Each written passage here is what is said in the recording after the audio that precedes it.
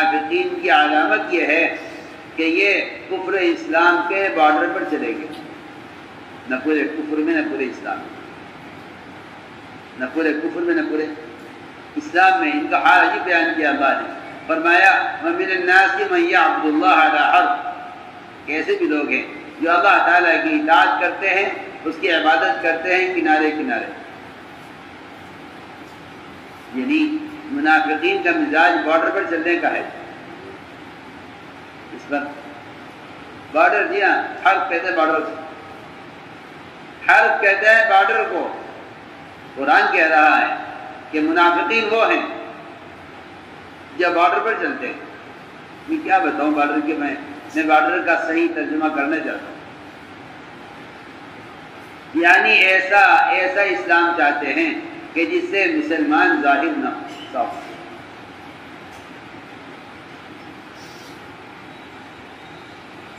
ایسا اسلام چاہتے ہیں کہ جس سے مسلمان ظاہر نہ ہو۔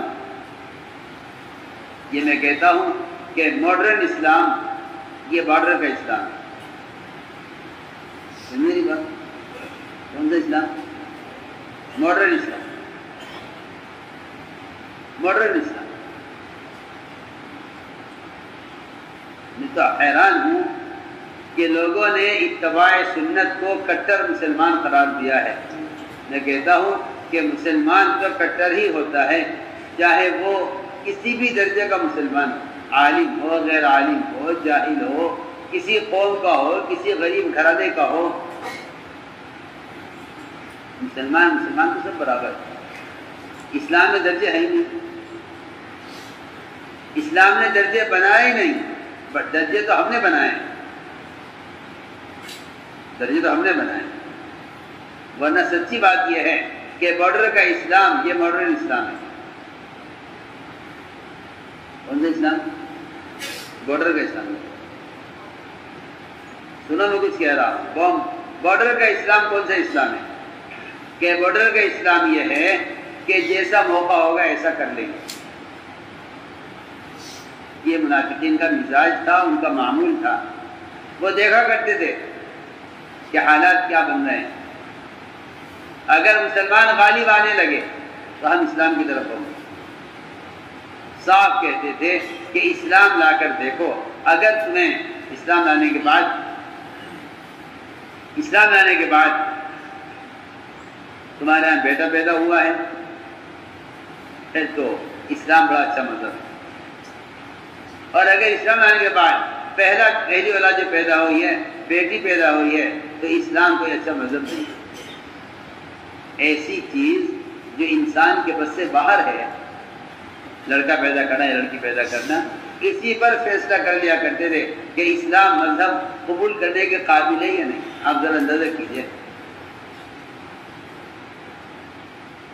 قرآن کہتا ہے، قرآن یہ کہتا ہے کہ آ کر دیکھیں گے اگر اولاد پیدا ہوتی ہے جو ہے، لڑکا پیدا ہوتا ہے تو اسلام اچھا مذہب ہے، اگر پہلا بچہ پیدا ہوتا ہے اور لڑکی پیدا ہوتی ہے تو اسلام اچھا مذہب نہیں ہے۔ اس پر فیصلہ کرتے تھے اسلام میں رہنے یا نہ رہنے۔ اور میں یاد کرنا چاہتا ہوں کہ بارڈر کا علاقہ تو بڑا خطرناک علاقہ ہوتا ہے۔ آپ جانتے ہیں جو بارڈر پر چلتے ہیں، جو لوگ بارڈر پر چلتے ہیں انہیں احساس بھی نہیں ہوتا، بعض مرتبہ بارڈر کراس کر جاتے ہیں۔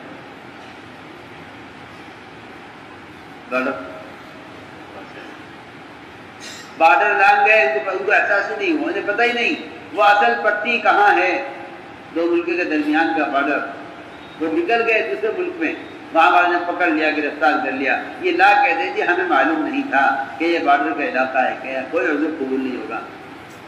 سال گزار دیتے ہیں لوگ باہر کے ملکوں کی جیلوں میں صرف بارڈر پار کرنے کے جرم میں۔ آپ ذرا غور کیجئے، انسانوں کا آپس میں بنایا ہوا جغرافیہ وہ یہ حیثیت رکھتا ہے کہ آپ نے بارڈر کراس کیا ہے، ہم آپ کو نہیں چھوڑیں گے۔ تو اللہ نے جغرافیہ، اللہ نے جو حدود قائم کی ہیں حلال حرام کے درمیان، ان کو کراس کر جانا کتنے بڑی سزا کا سبب ہوتا ہے۔ اس سے اندازہ کی اللہ کی حدود ہے نا، اللہ نے حدود قائم کی ہیں. اللہ نے زنا کو حرام کیا ہے، فرمایا حد کے قریب مت جانا، لا تقربوا الزنا. مال کے استعمال میں حدود قائم کی ہیں، فرمایا لا تقربوا مال الیتیم، کہ یتیم کے مال کے قریب ہی مت جانا. اللہ تعالیٰ کہتے ہیں کہ حدود سے دور رہنا، حدود سے دور رہنا. مسلمان حد پار کر جا رہا ہے، اللہ فرما رہے حدود سے دور رہنا. حد قائم کی ہے، تمہیں اس سے آگے نہیں بڑھنا ہے. اس سے بچنے کے لیے بارڈر کے علاقے سے دور رہو. لیکن منافقین کا حال یہ بیان کیا ہے کہ یہ اللہ کی عبادت کرتے ہیں، اللہ کی اطاعت کرتے ہیں. کیسے؟ کنارے کنارے. الناس من يعبد الله على حرف ان اصابه خیر. اگر حالات اچھے ہو گئے اسلام میں تو کہتے ہیں مطمئن ہو جاتے ہیں اسلام کی طرف سے. اور اگر کوئی آزمائش آ جائے، مال میں، جان میں، پیداوار میں نقصان آ جائے تو انقلب علی وجہہ، تو پلٹ جاتے ہیں کفر کی طرف. خسر الدنیا والآخرہ، ان کے لیے خسارہ دنیا میں بھی آخرت میں بھی.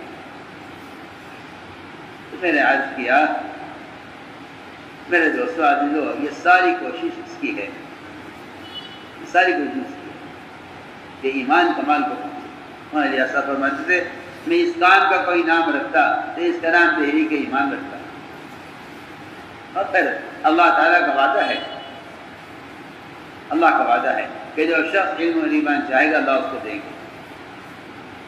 کیا چاہے گا؟ علم اور ایمان چاہے گا اللہ اس کو دے گا. جو علم اور ایمان چاہے گا اللہ اس کو دیں گے. میرے بزرگ دوستو عزیزو، ایمان کو مصنون دعاؤں میں اللہ سے مانگا گیا ہے.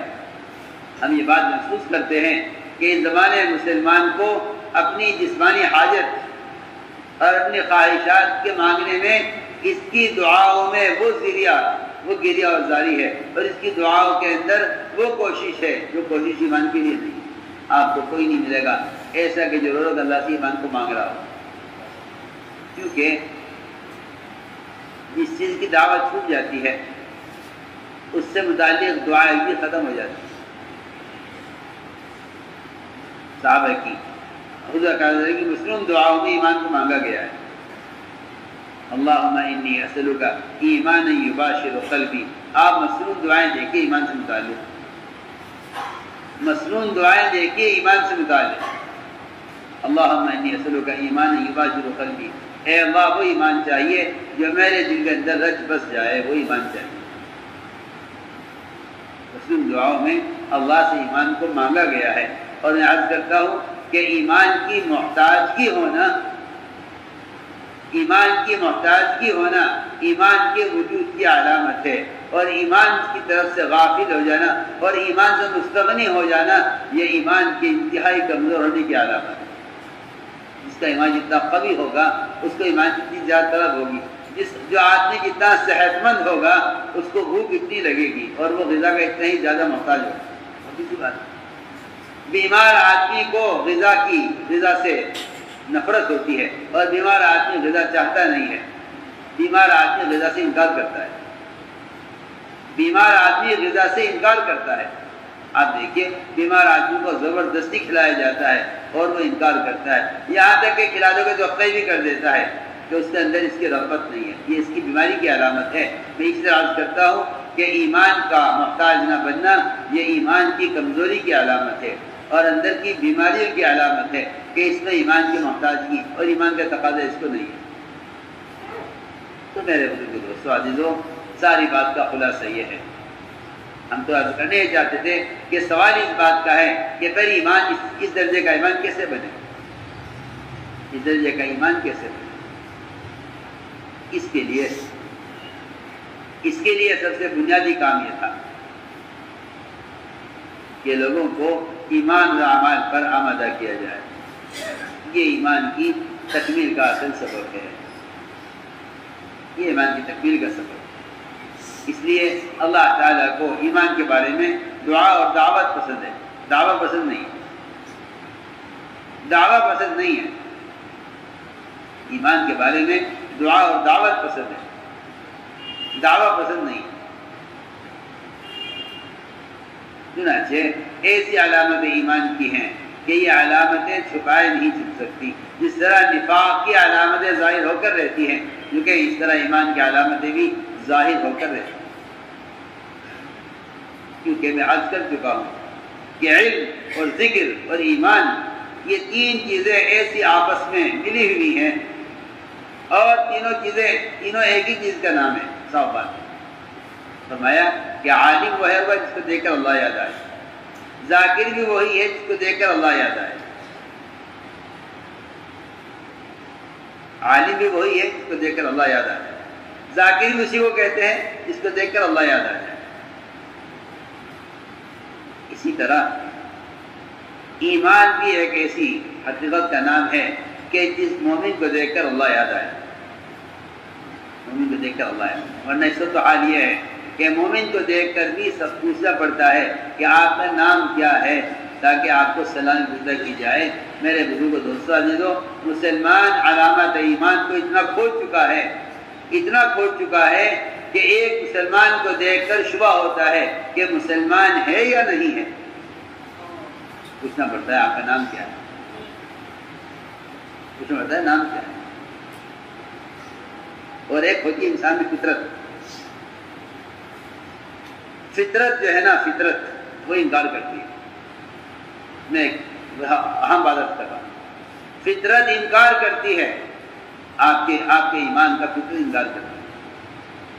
آپ چاہے کلمہ زبان سے کہے ہوئے ہیں، لیکن فطرت انکار کرتی ہے. فطرت انکار کرتی ہے. میں ایک واقعہ عرض کرتا ہوں.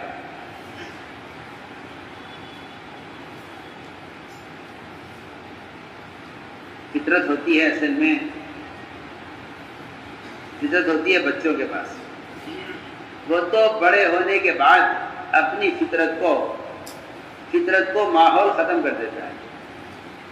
فطرت کو ماحول ختم کرتا ہے. سنو نہیں کیا کہہ رہا ہوں. فطرت کو ماحول ختم کرتا ہے. ورنہ ہر بچہ فطرت اسلام پر پیدا کیا جاتا ہے. ہر بچہ اسلام کی فطرت پر پیدا کیا جاتا ہے. ماحول فطرت کو ختم کرتا ہے. ماحول فطرت کو میں کچھ کہنا چاہتا ہوں. ماحول فطرت کو ختم کرتا ہے. ورنہ ہر بچہ فطرت اسلام پر پیدا ہوتا ہے. واقعہ یہ پیش آیا کہ ایک شخص جو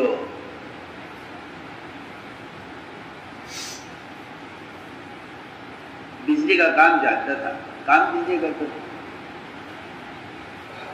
گھر میں لائٹ خراب ہو گئی. اس کو بلایا ٹھیک کرنے کے لیے. بھئی لائٹ میں کوئی تار جل گیا ہے یا کیا ہوا ہے، اس کو ٹھیک کر. خیر وہ ہے بیچارہ بجلی والا آدمی، ٹھیک کرنے والا آدمی.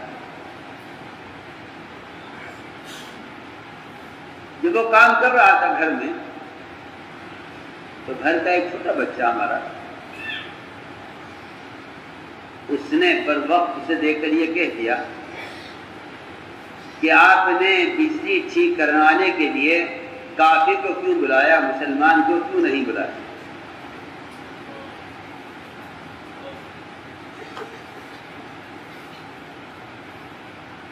یہ بھی برا لگا اس کا ایسا کہنا، اور میں نے بچے کو ڈانٹ کر خاموش کر دیا. سب بات کہ آپ کو لائٹ جلدی ٹھیک کرانی تھی تو آپ کسی مسلمان کو بلاتے. آپ نے کافر کو کیوں بلایا گھر میں لائٹ ٹھیک کرنے کے لیے؟ تو بات ختم ہو گئی. میں نے اس کو بچے کو ڈانٹ دیا ذرا. یہ بجلی والا جو خود چلا گیا. کچھ دیر کے بعد آیا اور آ کر چیخ کر رویا. بہت رویا. اتنا رویا کہ میں پریشان ہو گیا کہ کون سا حادثہ پیش آیا ہے اسے گھر میں، کیا بات ہو گئی ہے. کہنے لگا کہ میرا معمول، میری تہجد نہیں چھوٹتی کبھی. 5 وقت نماز باجماعت پڑھتا ہوں مسجد میں. فجر وقت نماز با جماعت مسجد میں پڑھتا ہوں، تہجد میری نہیں چھوٹتی ہے۔ مجھے اس بات کے غم نے مار دیا کہ میں اتنے اعمال کرنے والا، لیکن ایک بچہ یہ کہہ رہا ہے کہ آپ نے کام کے لیے کافر کو کیوں بلایا، مسلمان کو کیوں نہیں بلایا؟ اس نے تو میرا سارا کیا کرایا ختم کر دیا۔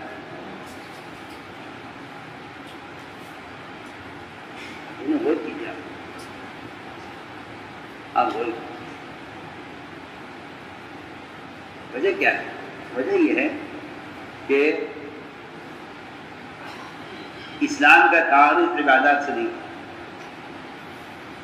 اسلام کا تعارف عبادات سے نہیں ہوتا، اسلام کا تعارف اتباع سنت سے ہوتا ہے۔ اسلام کا تعارف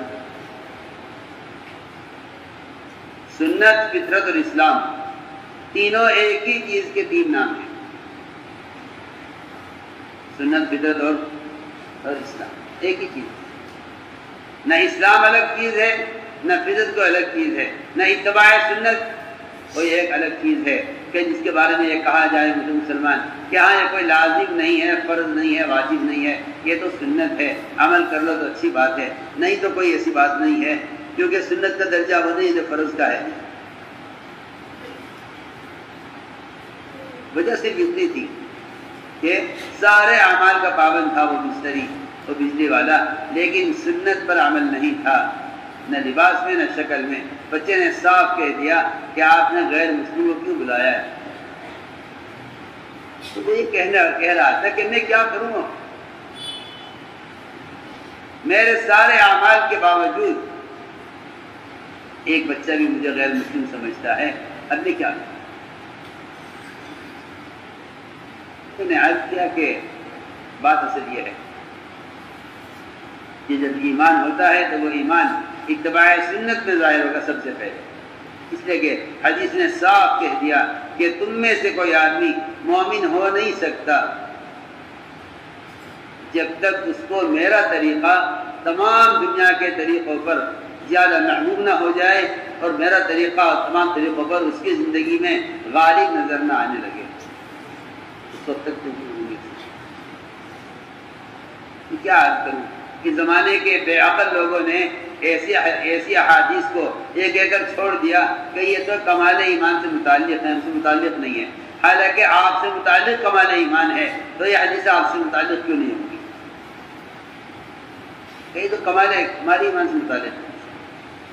یہ تعویل اس لیے تھی صرف تاکہ آپ کسی مسلمان کو کافر نہ سمجھیں، ورنہ جو احادیث کمال ایمان سے متعلق ہیں، کمال ایمان مطلوب ہے، یہ نہیں کہ یہ ایمان تو زائد ہے، اگر کسی کو مل جائے تو مل جائے، ورنہ مسلمان اس کا مکلف نہیں ہے، یہ غلط خیال ہے، یہ غلط خیال ہے۔ علماء نے لکھا ہے کہ جو آدمی ان احادیث کو ایک ایک چھوڑ دے کہ یہ کمال ایمان سے متعلق ہیں، اس کا مطلب یہ ہے کہ یہ مسلمان ناقص ایمان سے راضی ہو گیا ہے۔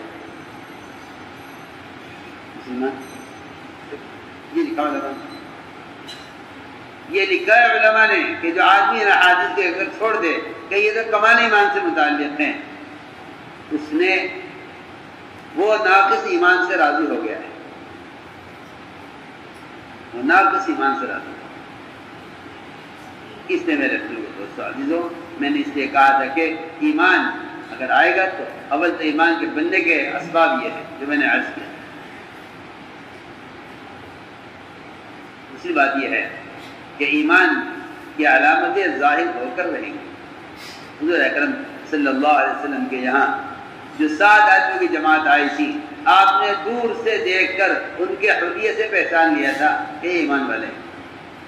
تو خود کہتے ہیں کہ آپ نے ہمارے ایمان کو ہمارے حلیے سے پہچانا۔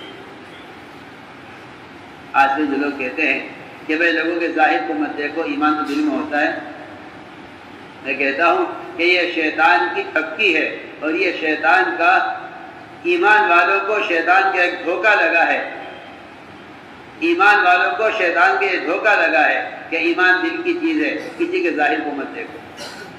سنو، یہ شیطان نے ایک ایسا فریب دیا ہے مسلمان کو، اور اس کو اس کے معاشرے کو بدلنے کے لیے ایک ایسا دھوکہ دیا ہے کہ بھائی کسی کے ظاہر کو دیکھ کر فیصلہ مت کرو، ایمان دل کی چیز ہے۔ میں کہتا ہوں جہالت ہے، حماقت ہے کہ ظاہر کو مت دیکھو، ایمان دل کی چیز ہے کہ جس کے ظاہر سے ایمان ظاہر نہ ہو اس کے باطن بھی ایمان نہیں ہے، پکی بات۔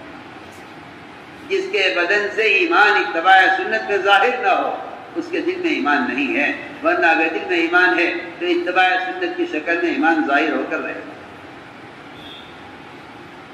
لوگ علامات اسلام کو چھپاتے اس لیے ہیں،